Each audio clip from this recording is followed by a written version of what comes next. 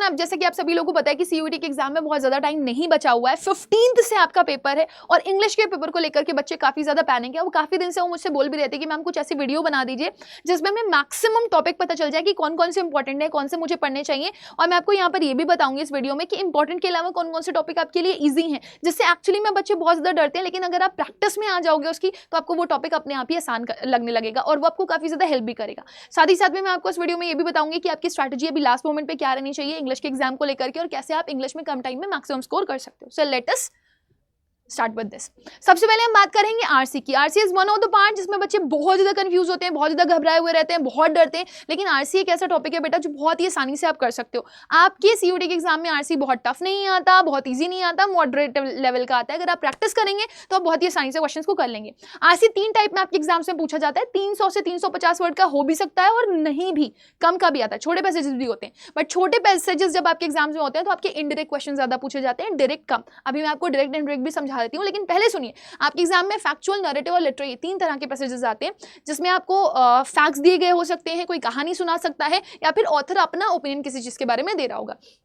Passage के ऊपर भी आपका क्वेश्चन आ सकता है, इवन आपको पोएट्री एक्सट्रैक्ट भी मिल सकते हैं क्वेश्चंस को करने के लिए। अब डायरेक्ट इनडायरेक्ट क्वेश्चंस होते क्या है? डायरेक्ट वो सवाल होते हैं जिनको अगर आप पढ़ो तो आपको क्वेश्चंस में ही कीवर्ड्स मिल जाएंगे। कीवर्ड को अगर आप पैसेज में सर्च करोगे तो पैसेज में कहीं ना कहीं आपको वो लाइन जरूर मिल जाएगी और वहीं आसपास उसका आंसर भी लाई कर रहा होगा। लेकिन कोशिश ये करिएगा कि इस लाइन को पूरा एंड तक पढ़ें। जल्दबाजी में बच्चे कई बार रॉन्ग करते हैं, तो ट्रू, नॉट ट्रू, ठीक है ना, कॉन्टेक्स्ट बेस्ड क्वेश्चन, विकैप बेस्ड क्वेश्चन आपके डायरेक्ट में आते हैं। इनडायरेक्ट में ऑथर्स व्यू, ठीक है ना, या फिर title of the passage, theme of the passage, tone of the passage, ऐसे पूछा जाता है। बच्चे बहुत कंफ्यूज होते हैं इनको करने में, लेकिन इनको करने का भी आसान तरीका है। आसान तरीका ये है कि आप एलिमिनेशन से इन क्वेश्चंस को कर लें। हाँ, लेकिन जब इनडायरेक्ट सवाल पूछा जाए तो आप देखिएगा पैसेज थोड़ा छोटा होता है, पैसेज को ध्यान से पढ़ लीजिएगा, उसका थीम निकालने की कोशिश करिएगा कि क्या कह रहा है। और इनडायरेक्ट क्वेश्चन जब भी आप अटेम्प्ट कर रहे हो तो आप उसको एलिमिनेशन से करें। Elimination is the best technique to do things.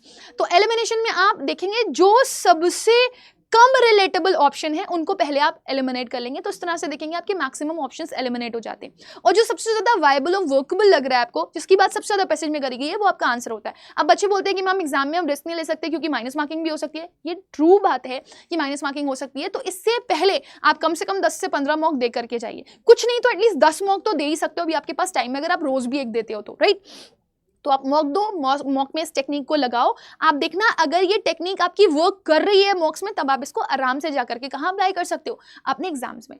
Direct जब पैसेजेस के क्वेश्चंस आते हैं, आपसे पूछे जाते हैं, तो वो जनरली बड़े होते हैं पैसेजेस, जानबूझकर के आपको बड़े दिए जाते हैं कि बच्चा देखते ही डर जाए कि बड़ा पैसेजेस को तो हम नहीं करेंगे, और जनरली उसके क्वेश्चंस बहुत आसान होते हैं। सो एक बार करके देखना, मॉक टेस्ट अगर आप करोगे तो आपको काफी ज्यादा हेल्प मिलेगी और आपको ये आइडिया भी लगेगा कि आपको कौन से क्वेश्चंस करने और कौन से क्वेश्चंस नहीं करने। तो रीडिंग कॉम्प्रिहेंशन तो बेटा बिल्कुल भी मत छोड़ना, ईजी है, टफ नहीं है, आप करके देखो उसको, आपको काफी हेल्प मिलेगी और आप देखोगे भी कि आपका डेली बेसिस पे जब आप इसको कर रहे हो तो आपका स्कोर भी बढ़ रहा है। सेकंड आता है आपका verbal ability. Verbal ability is very big, very vast, है ना। तो इसमें आपके इंपॉर्टेंट टॉपिक्स कौन कौन से हैं जो आप कर सकते हो? एक तो वर्ब आप कर सकते हो, सब्जेक्ट वर्ब अग्रीमेंट पढ़ लेना, मैक्सिमम क्वेश्चंस आपको सब्जेक्ट वर्ब अग्रीमेंट के मिल जाएंगे। फिर सेंटेंसेस और उसके टाइप्स को कवर कर लेना कि उसको आप चेंज कैसे करते हो, क्योंकि सेंटेंस के टाइप्स और उसका चेंजेस आपसे एग्जाम में पूछा जाता है। क्वेश्चन टैग बहुत सिंपल, बहुत छोटा सा टॉपिक है आपका, कम से कम आपके 9 से 10 रूल होंगे और बहुत बेसिक से रूल है। अगर आप इनको कर लेंगे तो आप बहुत आसानी से एग्जाम में क्वेश्चन को कर पाएंगे। फिर आता है आपका कंडीशनल सेंटेंसेस।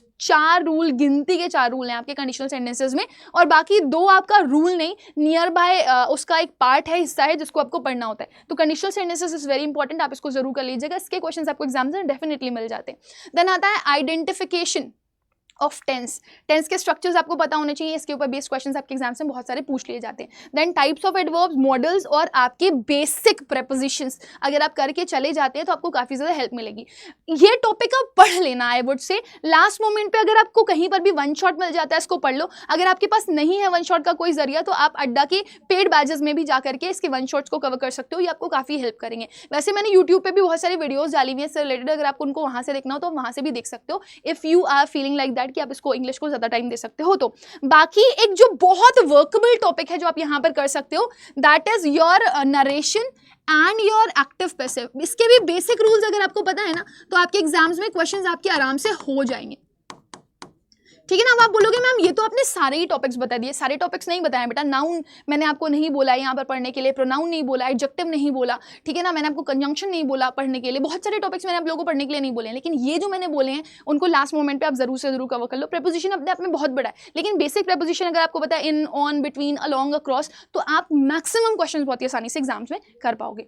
फिर आता है आपका अगला पार्ट, रीअरेंजमेंट ऑफ सेंटेंसेस। इसको तो कतई मत छोड़ना, ये बहुत इंपॉर्टेंट है और ये आपका एग्जाम में दो तरीके से पूछा जाता है। एक तो सिंगल लाइन में आपको हिस्से करके दे दिए जाते हैं सेंटेंस के, उसमें पूछ लेता है, या फिर अलग अलग हिस्से लिखे गए होंगे उसमें PQRS के ऑप्शंस दे करके आपसे वो पूछ लेगा। बहुत सिंपल एग्जाम्स में आते हैं, टफ नहीं आते। अगर टफ आएगा भी तो भाई एक आधे क्वेश्चन आता है, तो आपको चॉइस है भाई 50 में से 40 क्वेश्चन करने हैं, 10 क्वेश्चन छोड़ दो। अगर कोई बहुत टफ क्वेश्चन दिख रहा है तो छोड़ दो एक, आप रीअरेंजमेंट का अगर आपको डाउट है तो, है ना। अदरवाइज मतलब ऐसा अगर थोड़ी सी भी प्रैक्टिस में आप हो ना, अगर ये 10 दिन भी आपने जम के प्रैक्टिस कर ली तो आप रीअरेंजमेंट में एकदम प्रो हो जाओगे।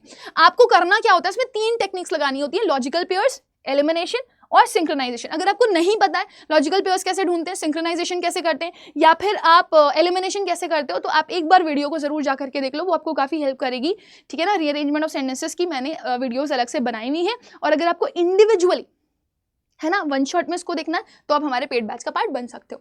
नेक्स्ट आता है चूज द करेक्ट वर्ड। इसमें 3 तरह के क्वेश्चंस पूछे जाते हैं, fill in the blank, spelling error, improvement of sentences. तो मैम क्या हमें पढ़ना है चूज द करेक्ट वर्ड? नहीं, स्पेशली जाकर के आपको नहीं पढ़ना, आपको सिर्फ इनकी प्रैक्टिस करनी है। प्रैक्टिस करनी है क्योंकि ये आपके कहीं ना कहीं ग्रामर, विकैब और आपकी जो कॉम्प्रिहेंशन है उसके ऊपर बेस्ड होते हैं। कॉम्प्रिहेंशन मतलब अंडरस्टैंडिंग।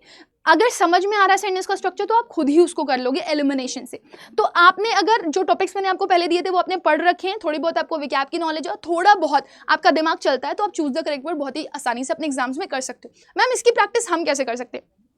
अलग से नहीं करना, मॉक टेस्ट जब आप दे रहे होगे ना, तो मॉक टेस्ट के जरिए आप जितने क्वेश्चंस आपको मिल रहे हैं अच्छे से करो उनको। अगर गलत भी कर रहे हो तो आप एटलीस्ट चेक कर लो कि आपने कहाँ गलत किया। वो क्वेश्चंस को अगर आप अच्छे से अटेम्प्ट करना सीख जाओगे ना इन 10 दिन में, तो आपके चूज द करेक्ट वर्ड बहुत ही रेयर केस में ऐसा होगा कि गलत हो। तो इसकी प्रैक्टिस कर लेना, मॉक टेस्ट में ही, स्पेसिफिकली अलग से मत करना, ठीक है ना। फिर नेक्स्ट आता है आपका विकैबुलरी वाला पोर्शन।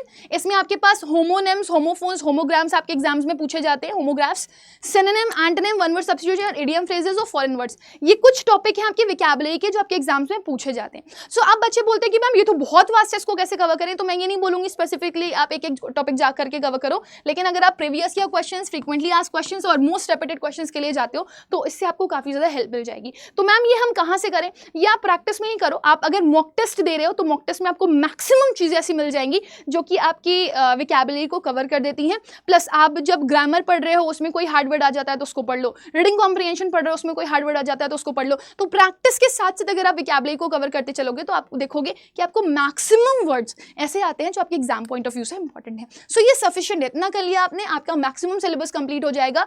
बाकी पढ़ना है, वन शॉट से पढ़ना है। सो आपके पास इंडिविजुअल अड्डा के बैचेस अवेलेबल है। अब तो एक नया बैच भी आ गया है, वो बहुत कम प्राइसेस का है, आप ले सकते हो। और आपके पास ऑफलाइन टेस्ट सीरीज भी है। 987 का प्राइस था आपका मंथ एंड तक, लेकिन अभी थोड़ा सा कॉस्ट बढ़ाया गया है, 1000 के राउंड है। लेकिन अगर आपके पास कॉइन्स वगैरह होंगे तो आप आराम से इसको यूज करके इसको कम प्राइसेस में ले सकते हो। इसके मैक्सिमम डिस्काउंट के लिए आप कोड यूज कर सकते हो Y484S, और यहाँ पर अगर आपको जाना है तो आप कोड यूज कर सकते हो Y484। सो आपको इसके लिए करना क्या पड़ेगा? आपको कुछ नहीं करना, सिंपल आपको क्या करना है, अड्डा की ऐप पर जाना है। आपको अड्डा की ऐप पता होनी चाहिए, अगर आपके फोन में नहीं है प्लीज डाउनलोड कर लो।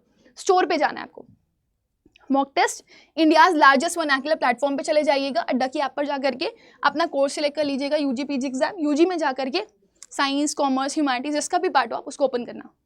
ये रिसेंट बैच है, इसमें आपको वन शॉट्स भी मिल जाएंगे क्योंकि आपको स्टार्टिंग का रिकॉर्डेड बैच मिला हुआ होगा। तो अगर आपको इंडिविजुअल टॉपिक पढ़ने हैं आप इससे पढ़ सकते हो। बाकी क्वेश्चन प्रैक्टिस तो टीचर्स आपको करवाएंगे। किसी भी बच्चे को अगर ऐसा लगता है ना कि वो खुद क्वेश्चन नहीं कर पाता, टीचर एक्सप्लेन कर दिया तो ज़्यादा बेटर है, तो वो इस बैच का हिस्सा बन सकता है। This cost 1535 rupees. Even you can take it by using code Y484. It will help you a lot. See, you will get it in 1498 rupees. Coins use करके और लेस प्राइस में आप इसको ले सकते हो। दूसरा, अगर मुझे चाहिए मॉक टेस्ट, तो मैं मॉक टेस्ट के लिए क्या करूँ? अगेन अड्डा की ऐप पर जाओ, इंडियाज लार्जेस्ट वर्नाक्युलर प्लेटफॉर्म पे जाने के बाद ऑल कोर्सेज में जाओ, यूजी पीजी एग्जाम्स में जाओ, यूजी में जाओ, साइंस पे ही जाओ। आपको मॉक टेस्ट के लिए क्या करना पड़ेगा? बुक्स वाले सेक्शन में जाना पड़ेगा, ठीक है। तो बुक्स वाले सेक्शन में जैसे ही आप जाएंगे, देखो बुक्स वाले सेक्शन में आपको ये मिल जाएगा। आपको ऑफलाइन टेस्ट सीरीज के लिए जाना है तो आप कोड यूज कर सकते हो यहाँ पर Y484 के साथ S। तो ये 1104 रुपीज़ की आपको दिख रही है, but you can get it in और लेस प्राइजेस। Y484S लगाते हुए आपको ये 1078 रुपीज़ की मिल जाएगी, कॉइन्स लगाते हुए शायद 900 अराउंड समथिंग की भी आ जाए। But mock test is one of the part बेटा जो आपके लिए बहुत इंपॉर्टेंट है, आपके लिए बहुत ज़रूरी है। अपने एग्जाम से कम कोशिश करिए कि 10 मॉक टेस्ट आप जरूर से जरूर दें, it will help you a lot, बहुत ज़्यादा आपको ये मदद करेगा, ठीक है ना। सो ये रहा आपका सबसे अहम हिस्सा, सबसे अहम पार्ट। सो लास्ट मोमेंट है बेटा, कोई भी रिस्क मत लीजिए, अपनी पढ़ाई अच्छे से करिए, पूरे 1 साल की बात है और ये साल या तो आपका अच्छा होगा एग्जाम निकाल करके या तो खराब, है ना। तो the choice is your, the decision is your. अपने एग्जाम को बेहतर बनाइए, अच्छे से पेपर दे करके आइए और बिना प्रिपरेशन के पेपर दे करके घबराहट ही होगी, तो पैनिक नहीं करना आपको, अच्छे से पेपर देना है। All the best for your examination, पढ़ाई करते रहिए। लास्ट मोमेंट में भी बहुत सारे बच्चे ऐसे होते हैं जिनको फाइनल टचअप चाहिए होता है, वो सिलेक्शन लेते हैं, तो आप भी ले सकते हो। Thank you.